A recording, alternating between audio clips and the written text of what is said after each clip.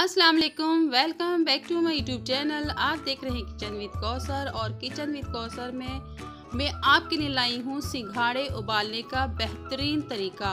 और ये बहुत जल्दी गलते हैं और ये जोड़ों के दर्द के लिए, हड्डियों के दर्द के लिए बहुत ही मुफीद है। चाहे आप इसको उबाल के खा लें, चाहे आप इसको पाउडर की शक्ल में खा लें दूध में मिक्स करके। तो मैं आपको बताती हूँ ये किस तरह उबाल होंगे।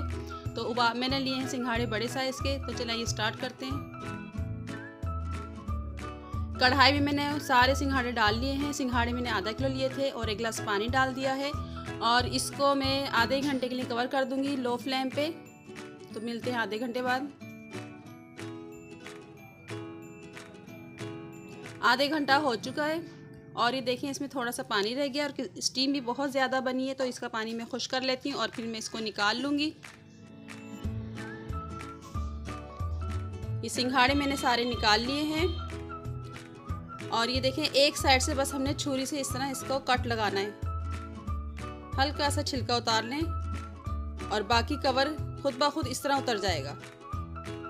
ये देखें बहुत जल्दी कवर उतर जाएगा। तो ये सारे मैंने सिंघाड़े छील लिए हैं। इसी तरह आप ट्राई कीजिए और इसके ऊपर थोड़ा सा मैं नमक छिड़क दूंगी।